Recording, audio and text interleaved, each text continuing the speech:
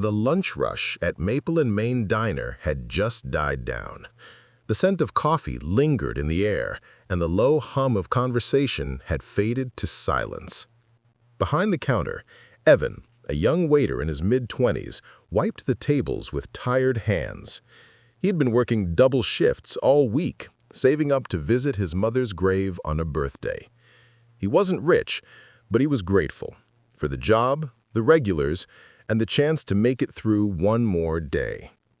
That's when the doorbell jingled, and a couple stepped inside who would change everything. Before we start, make sure to like, share, and subscribe, and tell me in the comments where you're watching from. I love seeing how far these stories travel. Now, let's go back to that quiet afternoon when kindness found its way home. The couple looked exhausted. Their clothes were worn and damped from the drizzle outside. The woman's face was pale, her hands trembling slightly as she clutched a small purse.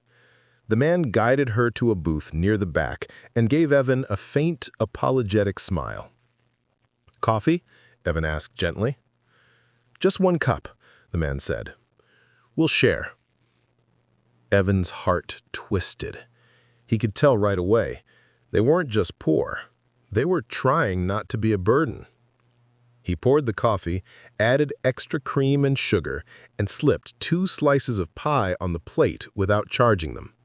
"On the house," he said, smiling. "Manager's special."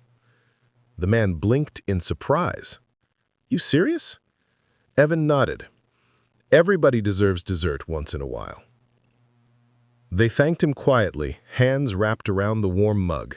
But when Evan turned to head back to the counter, something caught his eye. A silver necklace around the woman's neck. He froze. It was simple, delicate, with a tiny locket shaped like a heart. He knew that locket. He'd seen it every day as a child. It was his mother's. Evan's breath caught. "Where did you get that necklace?" he asked, trying to sound calm. The woman looked up, startled. "Oh, this? It was my sister's. She gave it to me years ago." Her voice trembled. Evan could see her eyes glisten. He recognized that tremor, that gentleness.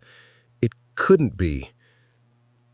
"My mom had one just like it," he said quietly.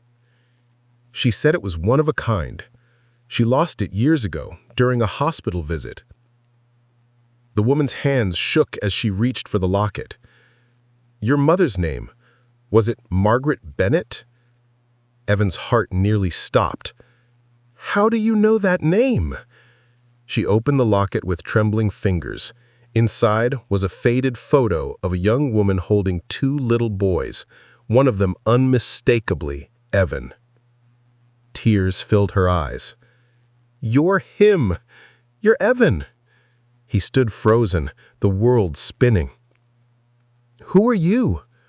The man beside her whispered, "Honey, tell him." The woman's voice broke. "Evan, I'm your aunt, your mother's sister. I thought you were taken in by foster care after she passed. I looked for you everywhere." He stared, unable to speak. "They told me she didn't have family left." She shook her head. They were wrong. Evan sat down, his legs weak. The woman reached for his hand. "After your mom died, I tried to get custody, but by the time I found out where you were, the system had already placed you elsewhere. I never stopped searching." The man added softly, "We've been living out of our car since I lost my job. We were heading out of town, but we wanted to stop for a warm meal first." Evan blinked back tears. "You don't have a place to stay?" She smiled faintly.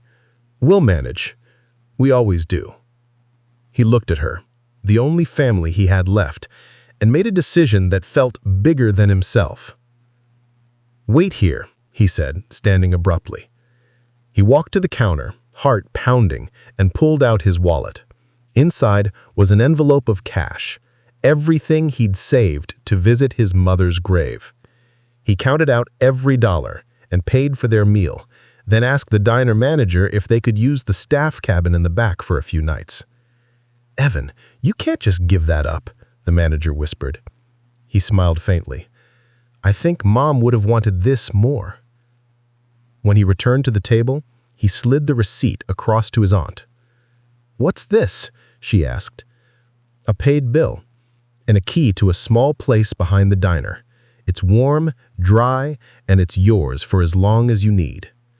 Her lips trembled. "Evan, we can't accept." "Yes, you can," he said gently, "because I finally found family again. I'm not losing it twice." She broke down in tears, clutching his hand.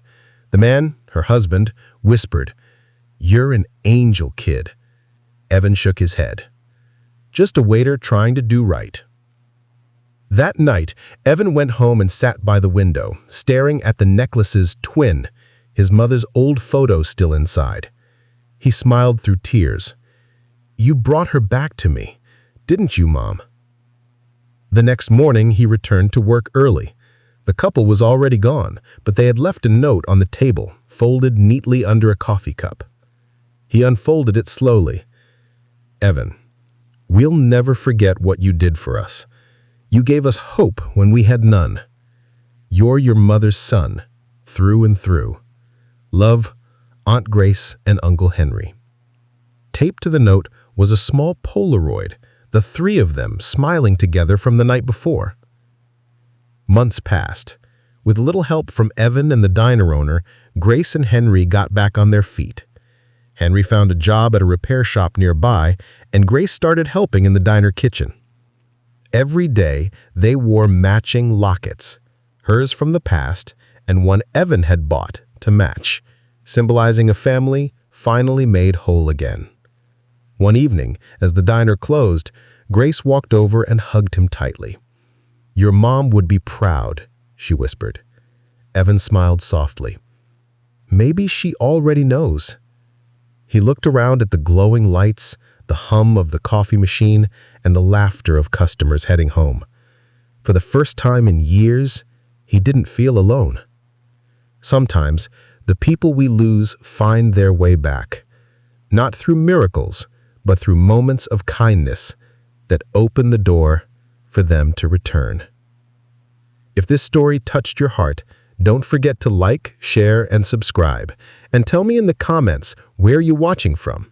I love seeing how far these stories travel. Because sometimes, the smallest act of kindness can reconnect you with everything you thought was lost.